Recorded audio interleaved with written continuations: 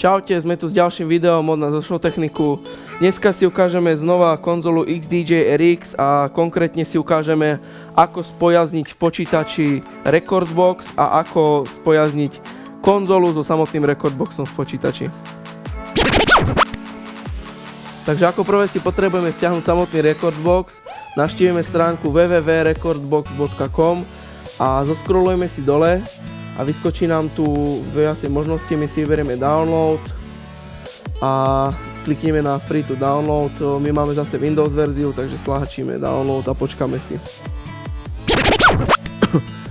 Súbor máme stiahnutý a potrebujeme si nainštalovať teraz samotný Rekordbox, takže otvoríme si súbor. Kto nemá, musíme si nainštalovať program na odzipovanie alebo teda rozbalenie súboru, pretože to sťahuje v balíčku, takže my už máme rozbalené, klikneme si na inštaláciu a začne sa nám to inštalovať. Chceme vykonať zmeny v počítači, áno, môžeme si vybrať zase jazyk, ale zase iba angličtina taká najdostupnejšia. Dáme si agree, súhlasím, ďalej a nainštalujeme to do súboru, ktorý chceme. Klikneme inštalovať, čakáme. Takže otvorili sme si Rekordbox, ale vypýtalo od nás prihlásenie, pretože potrebujeme účet na Kuvo aplikácii, aby sme si vedeli používať Rekordbox. Pokiaľ žiadny nemáte, tak si ukážeme, ako sa zaregistrujeme. Takže môžeme znovu navštíviť stránku www.rekordbox.com a zoskrolujeme dole a klikneme download a potrebujeme si zaregistrovať účet, čiže klikneme sem, aby sme si zmenili informácie alebo zaregistrovali sa na novo.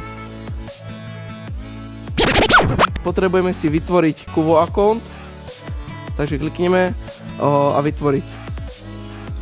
Takže môžeme si vybrať, či sme kluber, DJ alebo klub owner, teda vlastník klubu, ale ja si vyberiem DJ. Zvolíme si meno, e-mailovú adresu,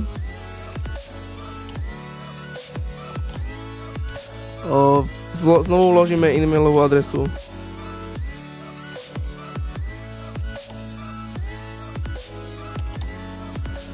Vytvoríme si heslo a ešte raz potvrdíme heslo.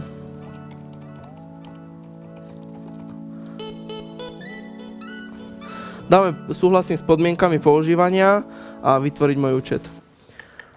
Môžeme si zvoliť, či chceme, aby nám posielali na e-mail novinky. Ja si dávam nie, pretože niekedy to je otravné.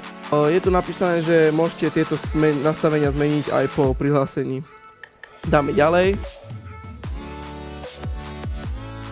Takže máme zaregistrovaný účet, ale potrebujeme si ho aktivovať cez e-mailovú adresu, ktorú sme zadali.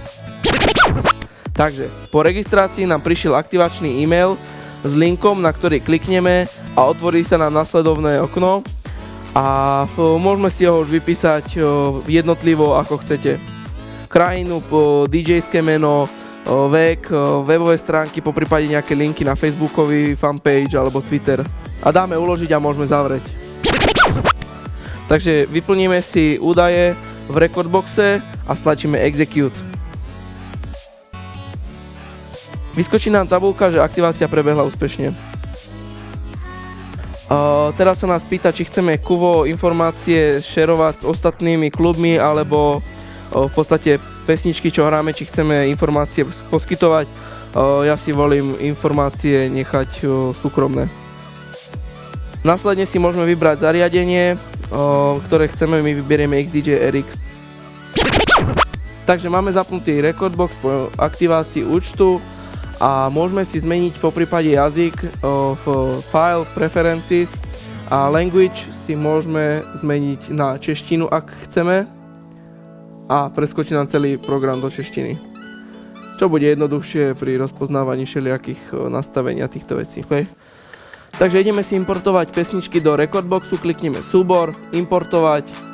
My si môžeme importovať buď zvukovú stopu, alebo celý súbor priečinok, respektíve celý súbor skladieb. Ja vyberiem importovať adresár zvukový a máme zvukový adresár s názvom Music. OK. A teraz vidíme, že sa nám importuje 78 pesničiek. Už ich máme v Rekordboxe, ale každá pesnička sa nám musí analyzovať, aby nám vytvorila jednotlivé zvukové stopy alebo tóninu a aby sa analyzovali všetky potrebné informácie o traku. Máme tu analyzované pesničky, môžeme si ich dať do zoznamu z prehrávania alebo úplne hore si to môžeme dať, aby sme videli jednotlivé zvukové stopy. Po prípade si môžeme tieto zvukové stopy upravovať, dávať jednotlivé cue-body, slučky dopredu pripraviť a všetky potrebné veci, čo potrebujeme k hraniu.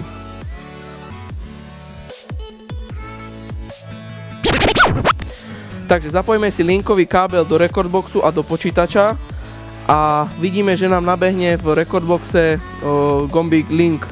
Klikneme a vidíme, že sa nám spojil Rekordbox s XDJ RX-kom.